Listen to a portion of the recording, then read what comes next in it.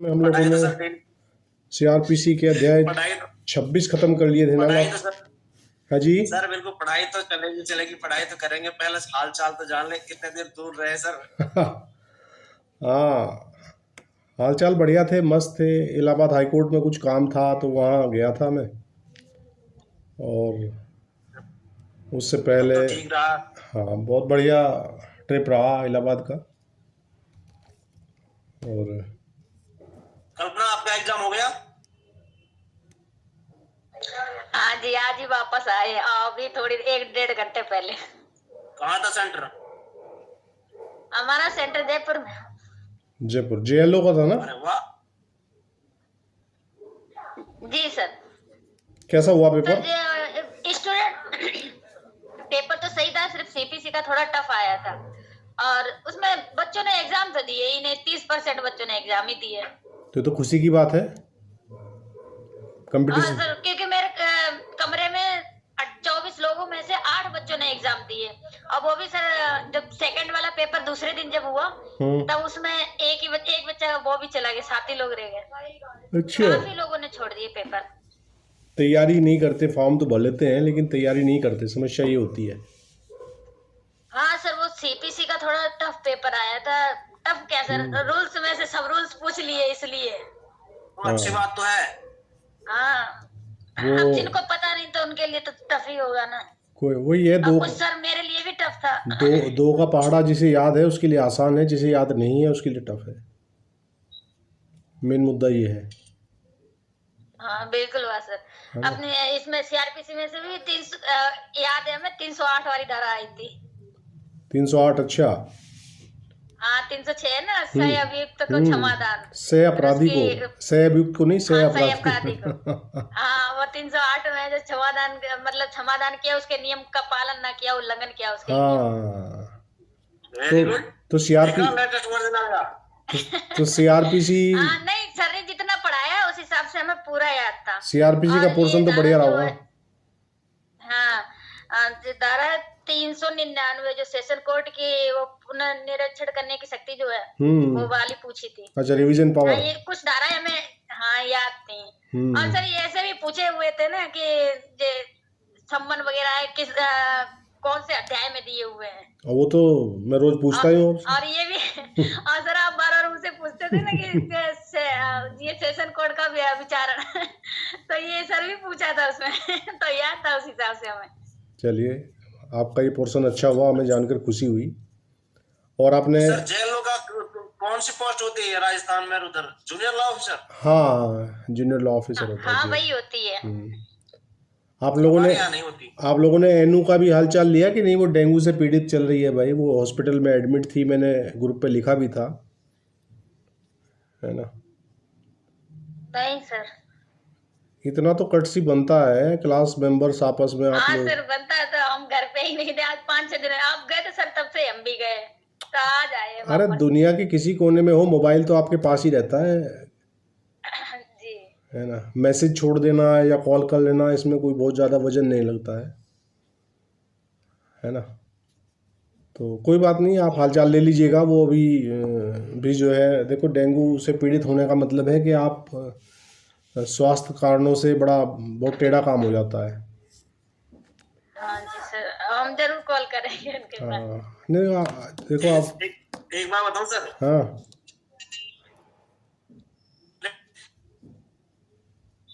पिछले 1 मंथ से मैं कंटिन्यू टाइफाइड में क्लास में ले रहा था, कोड भी कर रहा था, सारे काम कर रहा था। लेकिन क्या करें, करना तो पड़ेगा, जिम्मेदारी है जो।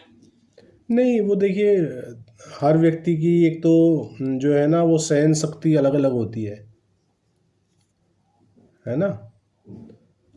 तो और ये डेंगू में प्लेटलेट्स गिर जाना, और ये आजकल बड़ा टेढ़ा काम चल रहा है भाई, बहुत ज़्यादा। इतनी कैजुअलिटी कोरोना में भी नहीं होंगी जितनी इन बुखारों में लोग जा रहे हैं, है ना। तो ये तो क्षमता है अपनी अपनी। क्यों?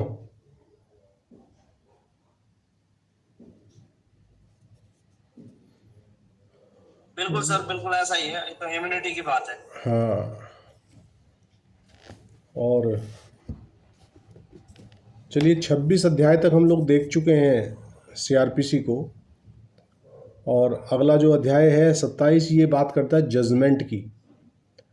तो जजमेंट जो है, आप सभी जानते हैं कि जजमेंट क्या होता है। जब किसी मामले को न्यायालय अपने समक्ष सुनता है और उसका विचारण कंप्लीट कर लेता है, विचारण कंप्लीट करने के बाद जो अंतिम स्टेप होता है किसी भी विचारण का, वो निर्णय के रूप में आपके समक्ष आता है। अब वो निर्णय दोष मुक्ति का आ रहा है कि दोष सिद्धि का आ रहा है, ये डिपेंड करता है उस विचारण में जो एविडेंस आई है वो किस क्वालिटी की आई है ना, दोष सिद्धि के लायक है कि नहीं है ना। संदेह का लाभ आप जानते ही हैं कि संदेह का लाभ अभियुक्त को जाता है। जहाँ कोई संदेह उत्पन्न हो गया तो वहाँ निर्णय में जो है लाभ सामान्यतः बेनिफिट ऑफ डाउट क्रिकेट में किसे मिलता है, बल्लेबाज को, और विचारण में किसे मिलता है, एक्यूज को। क्योंकि एक सिद्धांत है कि state should prove there case beyond the reasonable doubt. हालांकि इस सिद्धांत को कई बार हम लोग आजकल देखते हैं कि बहुत ज़्यादा महत्व नहीं दिया जाता है कई बार, और कुछ मामलों में तो जब सज़ा करने की नीयत से ही सज़ा की जाती है, बरी होने लायक मामले भी सज़ा हो जाते हैं, वो एक अलग मैटर है, वो एक प्रैक्टिकल बेस मैटर है। तो अध्याय 27 जो बात कर रहा है, निर्णय की बात कर रहा है, जजमेंट की बात कर रहा है। और जजमेंट आप ध्यान रखिएगा कि जब आप प्रतियोगी परीक्षाओं में बैठेंगे और जज बनने की कोई भी एग्ज़ाम देंगे तो वहाँ जजमेंट राइटिंग का भी आपके पास प्रश्न आ सकता है और आता है। एमपी में तो विशेष तौर पे, मध्य प्रदेश में तो आपको बाकायदा जजमेंट डिक्टेट कराएंगे, ठीक है ना। सर बिल्कुल अच्छी बात है, जजमेंट डिक्टेट कराए। सुबह से शाम तक जजमेंट ही देखते रहते हैं, एक बार मौका मिले तो सही लिखने का। तो देखिए वो एक तो आपको जजमेंट नॉर्मल तरीके से जजमेंट करना, और जब आप एग्ज़ाम के पॉइंट ऑफ व्यू से आप जजमेंट डिक्टेट करेंगे तो दोनों अवस्थाओं में अंतर होता है। आपको मैं एक छोटा सा एग्जांपल देके बताऊं कि आप कोई नौसिखिया ड्राइवर है मान लीजिए, और वो खुद अकेला ड्राइव कर रहा है, तो उसकी गलती करने के चांसेस कम है बनिस्पत उसके साथ कोई एक्सपर्ट ड्राइवर आप बैठा दीजिए, और एक्सपर्ट ड्राइवर के प्रेशर में वो गलतियों पे गलतियां करता है ड्राइविंग करते हुए।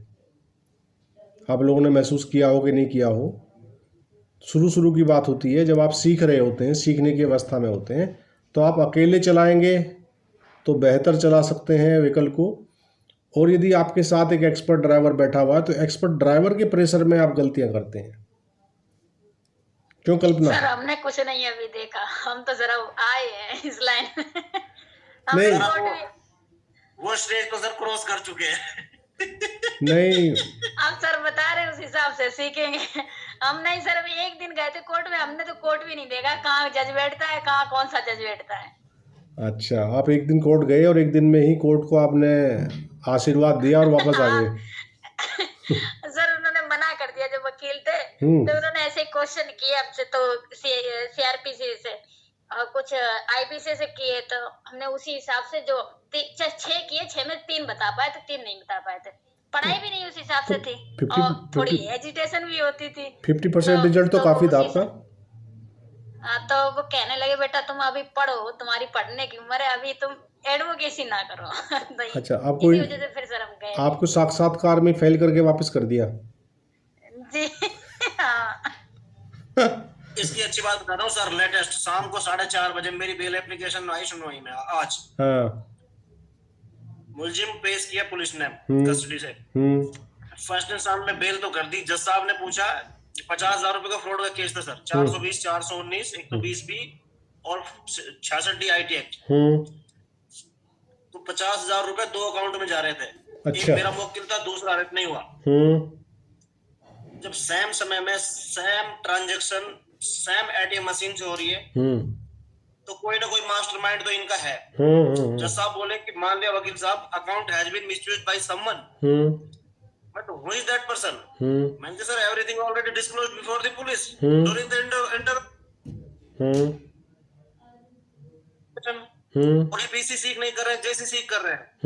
और मैंने अगर सर अलग अलग उसमें ऑफेंस हुआ है तो उसका चार्ज एक साथ भी तो लगाया जा सकता है। वही 19 वाली बात आ गई। मेरे से जज साहब ने यही सवाल पूछ लिया कि कितने लोगों तक लगाया जा सकता है। मैंने कहा सर एक्यूज की तो मैंने कहीं संख्या पढ़ी नहीं है। हाँ, लेकिन मामले संख्या कितनी हो सकती है।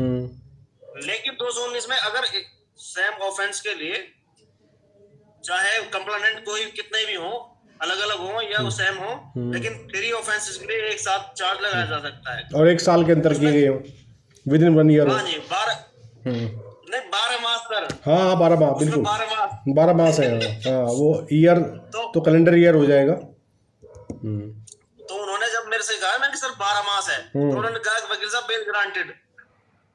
गुड। तो उन्होंने सारा कुछ ठीक कर दिया मेरे हिसाब से। और क्लाइंट भी खुश हो गया। 420 में कौन सा एमडे बेल देता है बताओ। पेश किया, मजिस्ट्रेट ने बेल दे दी। मतलब कि रिमांड के टाइम पे बेल हो गई आपकी। जी sir. Very good, very good, very good. तो मैं उस टाइम आपको याद कर रहा था। मैंने कहा सर आज तो 6 तारीख है, वैसे क्लास में आता हूँ। फिर मैं 6 बजे फ्री हुआ कोर्ट से। फिर मैंने देखा सर का मैसेज। मैंने कहा चलो सर वापस आ गए हैं, कहीं बाहर थे। जी जी जी। तो पढ़ने का मतलब ये होता है कि जब हम प्रैक्टिस में होते हैं, हाँ, खास तौर पे स्पेशली फॉर कल्पना, जब हम प्रैक्टिस में होते हैं तो जो ये थ्योरी पढ़ते हैं ना, और जब प्रैक्टिस में सामने आती है तो वो हमेशा के लिए एक तारीख बन जाती है। बिल्कुल मौके पे चौका। अगर आपने 319 उसको ना पढ़ा होता अभी पीछे रिसेंटली डीपली ना पढ़ा होता तो आप ये जवाब शायद ना दे पाते वहाँ टाइम पे। बिल्कुल सर, क्लाइंट मेरे पीछे खड़े थे। हाँ, और कई बार टाइम पे जवाब देना ही आपको कोर्ट को प्रभावित करने के लिए पर्याप्त होता है ना। चलिए, आपका क्या ना शुभकामनाएं, कॉन्ग्रेचुलेशन, आपकी बेल ग्रांट हुई और वो भी 420 में, वो भी रिमांड के लेवल पे। नहीं होती हमारे यहाँ, नहीं होती हमारे यहाँ, सुनता भी नहीं है कोई। बेल रिजेक्ट करके हाथ में देंगे, उसे जेल भेज देंगे। सेशन से ले लो ले जाके, सेशन भी बेल खारिज कर देता है भाई हमारे यहाँ तो। चलिए हमारे यहाँ नहीं है। देखते हैं सेक्शन 353 जजमेंट। ये बड़ा प्यारी सी धारा है, जजमेंट के विषय में आपको बता रही है। तो ये कह रहा है 353 इसकी 8 उपधाराएँ हैं। 353 की 8 उपधाराएँ हैं, ध्यान रखिएगा।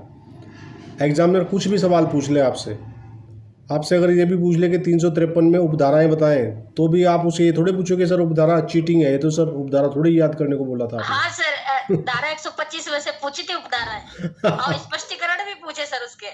हाँ, तो इसलिए आँख नाक खुले रखो और कुछ भी मत छोड़ो।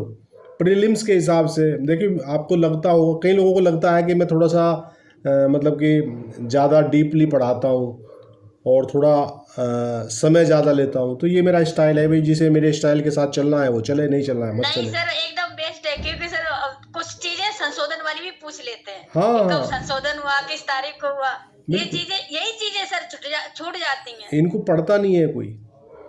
हाँ, इसका एग्जांपल देता हूँ सर मैं आपको। हाँ, मैंने अभी लेटेस्ट ऐसे ही पढ़ रहा था एक दिन, तो बेल कैंसलेशन के लिए मुझे रिवीजन फाइल करनी पड़ी। हाँ, तो जाहिर सी बात है, मजिस्ट्रेट को पावर है, if violated the terms and conditions of the bail already granted to the accused। Yes yes, जब वो 437(5) में कर सकता है, कंडीशन चेंज कर सकता है, लेकिन परमानेंट कैंसिल नहीं कर सकता, सिर्फ कंडीशन चेंज कर सकता है उस टाइम पे।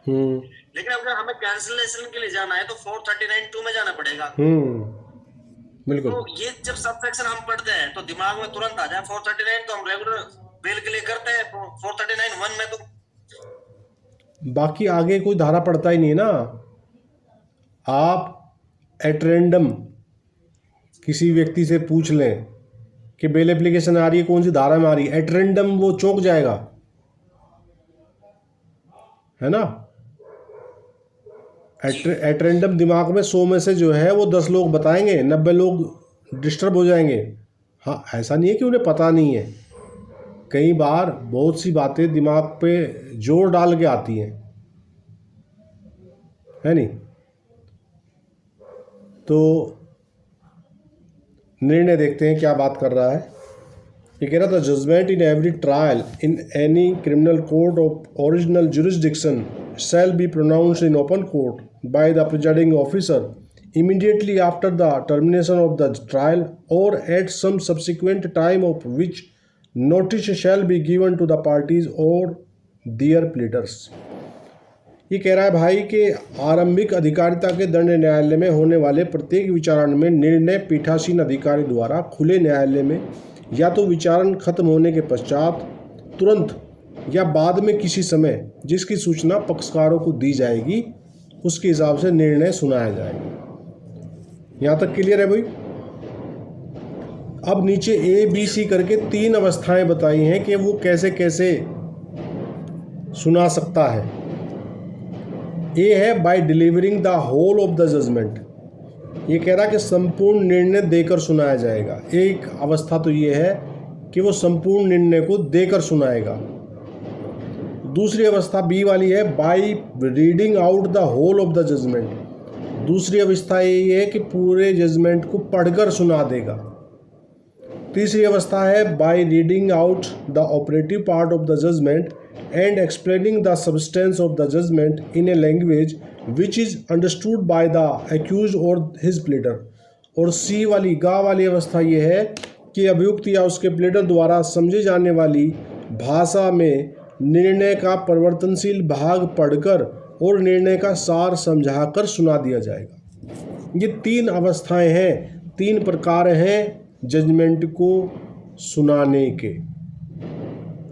कल्पना, ए और बी में क्या अंतर महसूस हो रहा है आपको, जो ए पार्ट है और बी पार्ट है इसका? सर ए में तो उसे सुनाया जाएगा और बी में उस निर्णय को पढ़कर सुनाया जाएगा। क्या डिफरेंस है मतलब सर नहीं सर, हम खास नहीं समझ पाए। हाँ मुगले आजम, आपकी क्या राय है? ए और बी में क्या डिफरेंस नजर आ रहा है? देखो डिफरेंस है तभी तो ए और बी बनाए इन्होंने। सर 2 बातें हैं। अब जो ये है by delivering the whole of the judgment, ये इंडिकेट करता है जैसे किसी कन्विक्शन कर दी हो और जो जजमेंट की कॉपी देते हैं उस टाइम, मतलब उसकी डिलीवर करके कॉपी तब सुनाया जाए। और ये संपूर्ण जो निर्णय पढ़कर सुना जाएगा उसको तो आप पूरा पढ़ के ही सुना देंगे। देखो इसमें माइन्यूट सा डिफरेंस है, उसे मैं प्रयास करता हूँ समझाने का।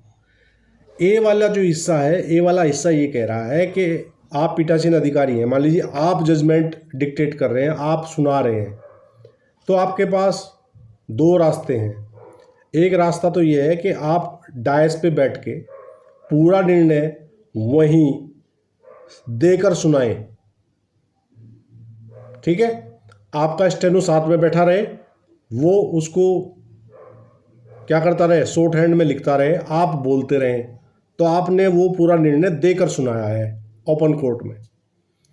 बी पार्ट कह रहा है by reading out of the whole of the judgment. दूसरा पार्ट ये कह रहा है कि आपने अपने चैम्बर में बैठ के निर्णय लिखाया है, खुले कोर्ट में लिखाया नहीं है, चैम्बर में बैठ के लिखाया है और फिर उसको पढ़ के सुनाया है।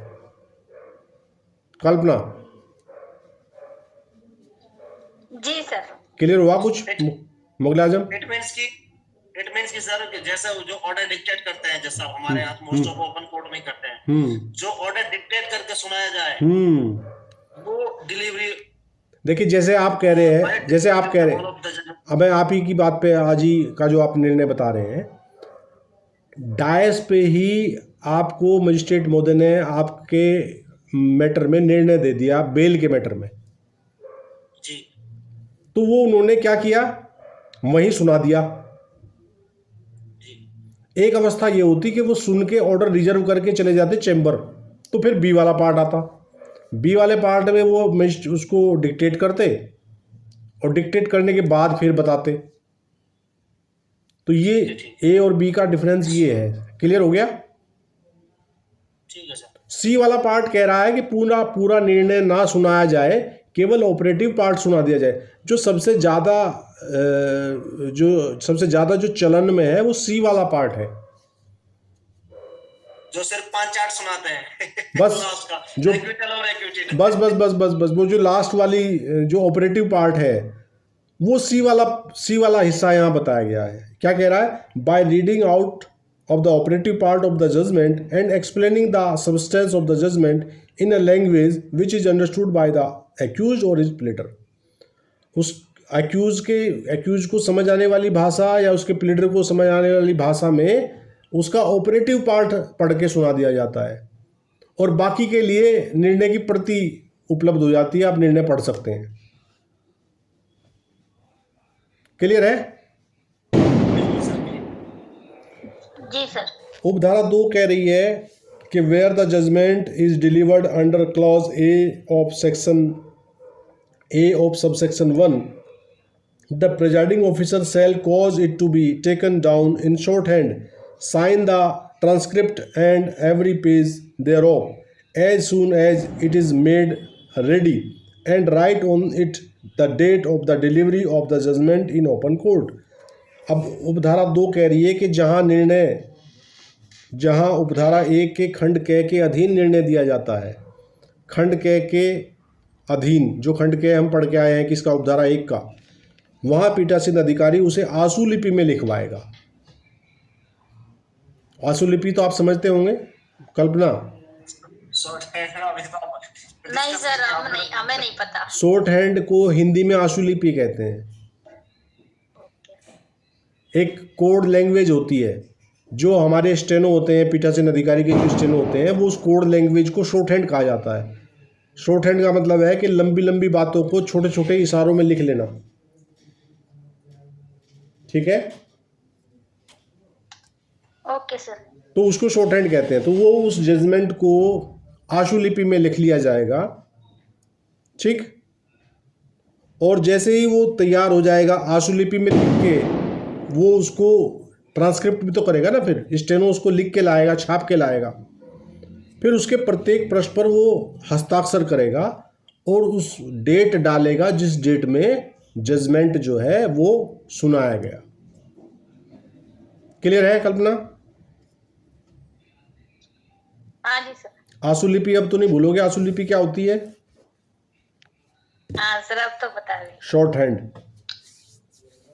जो स्टेनो होते हैं, स्टेनो तो आप समझते होंगे ना, जो वो टाइपिस्ट होता है जज साहब के पास सारे मामले लिख के लाता है, तो वो उसका स्टेनो होता है। और स्टेनोग्राफर को जो है वो शॉर्ट हैंड का भी ज्ञान होना चाहिए, ये उसके लिए अहर्ता है। उसमें उनकी जो अहर्ता होती है कि इतनी कक्षा पास हो और इतनी गति से टाइपिंग कर सकता हो और आशु लिपि का ज्ञान रखता हो।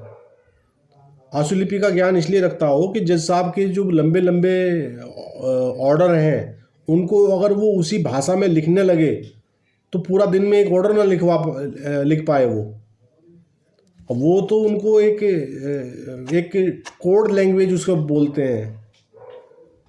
ठीक है ना? Is that clear?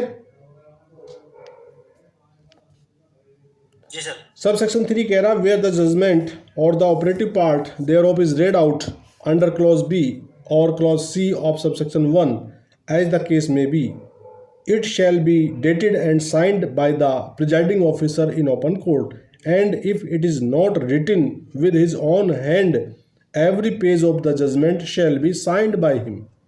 उपधारा 3 कह रही है कि जहाँ निर्णय या उसका परिवर्तनशील भाग यथास्थिति उपधारा 1 के खंड ख और ग में जो पढ़ के आए हैं हम, उसके अधीन पढ़कर सुनाया जाता है, वहाँ पीठासीन अधिकारी द्वारा खुले न्यायालय में उस पर तारीख डाली जाएगी और हस्ताक्षर किए जाएंगे। हस्ताक्षर और तारीख खुले न्यायालय में डाले जाएंगे।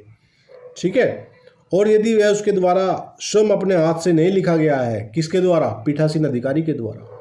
यदि निर्णय पीठासीन अधिकारी के द्वारा अपने हाथ से लिखा गया है तो प्रत्येक पेज पर हस्ताक्षर की आवश्यकता नहीं है।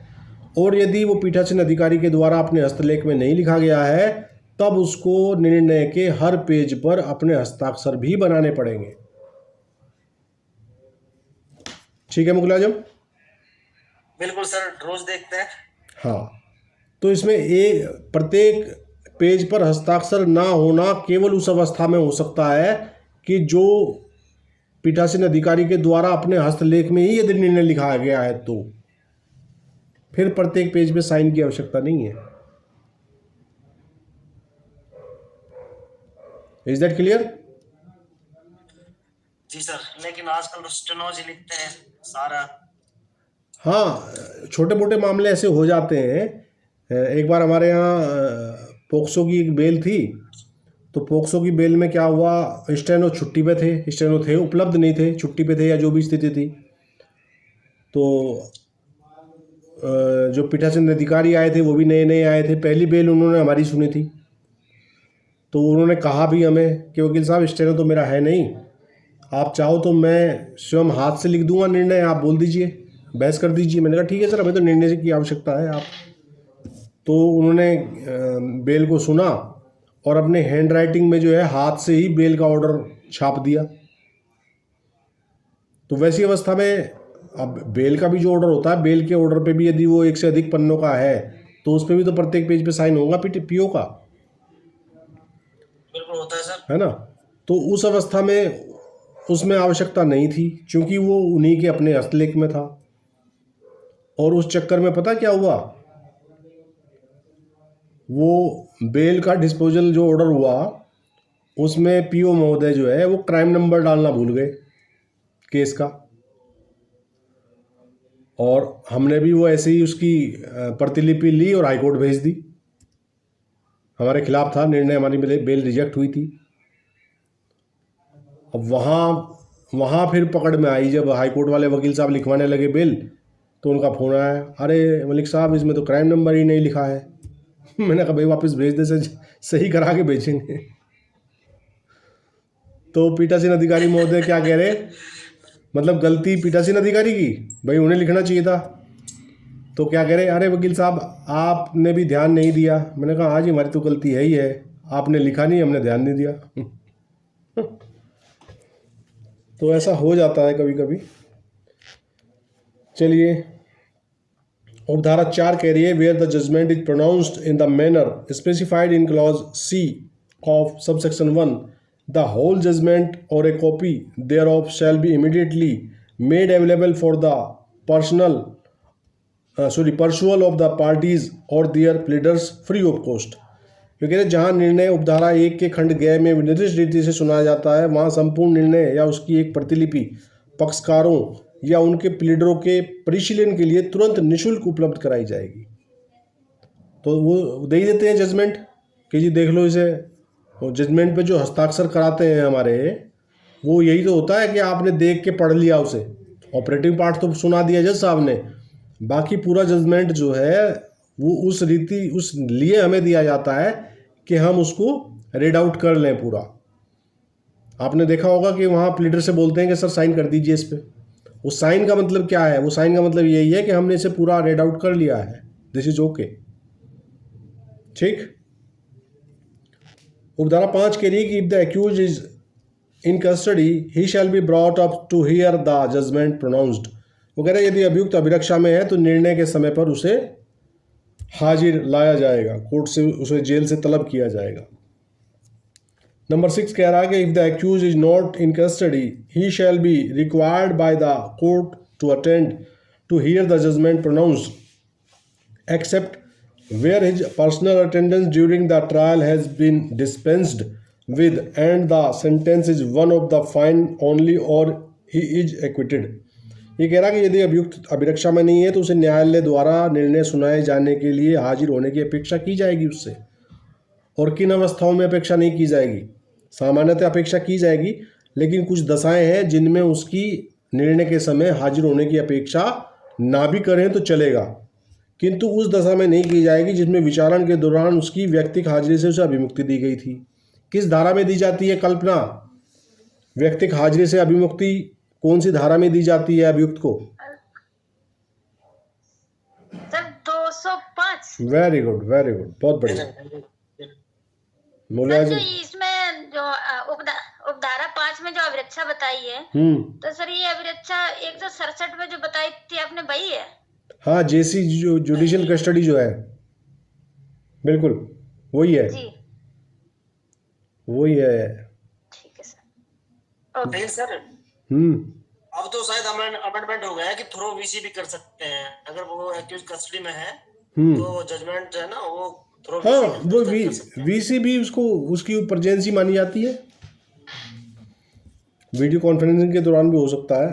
तो इसमें एक तो ये अवस्था है कि यदि उसकी पर्सनल अटेंडेंस से उसे छूट दी गई है तो निर्णय के समय भी उसे हाजिर होने की अपेक्षा नहीं की जाएगी, या केवल दंडादेश केवल जुर्माने से किया जा रहा है तो भी उसकी होने की आवश्यकता नहीं है। और यदि उसे दोषमुक्त किया जा रहा है तो दोषमुक्ति की अवस्था में भी एक्यूज का हाजिर होना आवश्यक नहीं है निर्णय के समय। ठीक है मुकुल आजम, बिल्कुल सर। इसका प्रोविजो भी है।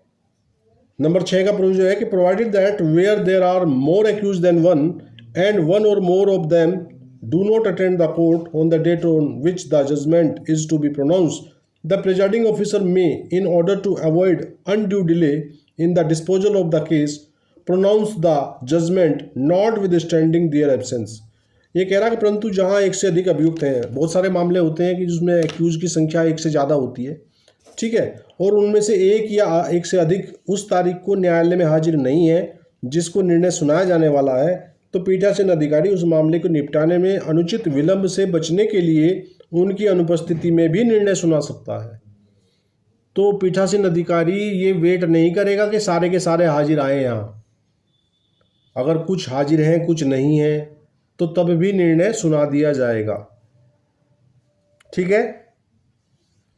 और नंबर 7 कह रहा है कि no judgment delivered by any criminal court shall be deemed to be invalid by reason only of the absence of any party और his pleader on the day और from the place notified for the delivery thereof or of any omission to serve or defect in serving on the parties on their pleaders or any of them the notice of such day and place।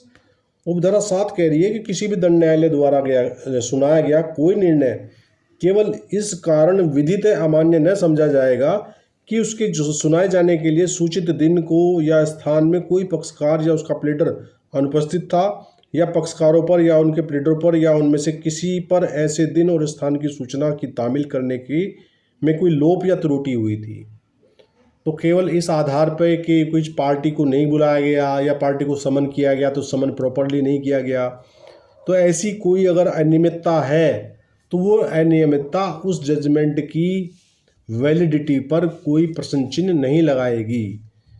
वो judgement केवल इन आधारों पर invalid नहीं हो जाएगा। उपधारा 7 ये कह रही है। कल्पना समझ आई उपधारा 7?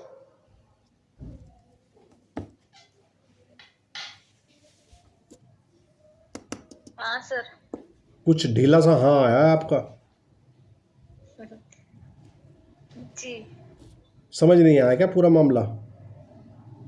सर फिर से रिपीट कर दीजिए।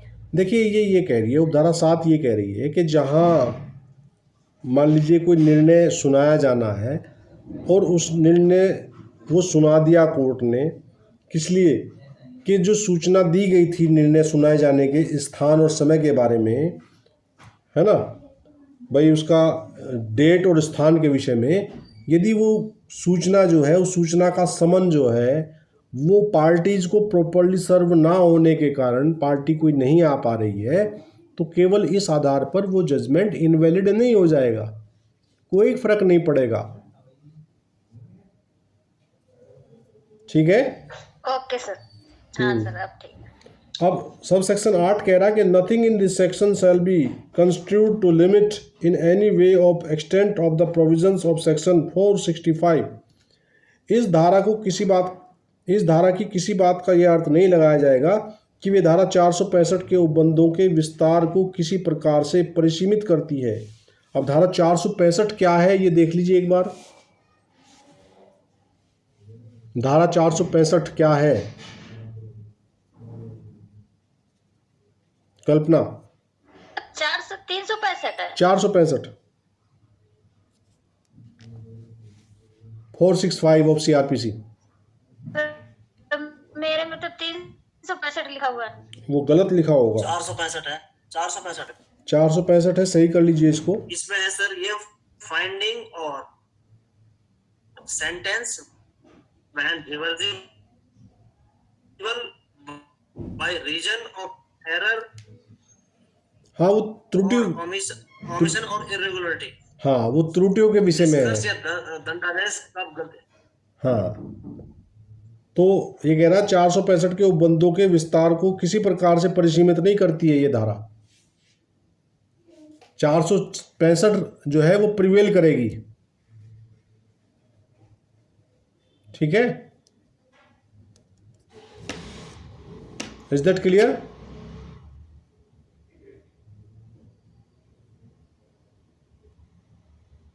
जी सर आपकी आवाज ब्रेक हो जाती है। अच्छा, चलिए कोई नहीं, आज की क्लास को हम यही विराम देते हैं। आप लोग भी थके हुए हैं, कल्पना आप भी सफ़र करके आई हैं और मेरे यहाँ कुछ गेस्ट आ गए हैं, तो मिलेंगे कल की क्लास में। All the best, good night. जी सर, ओके।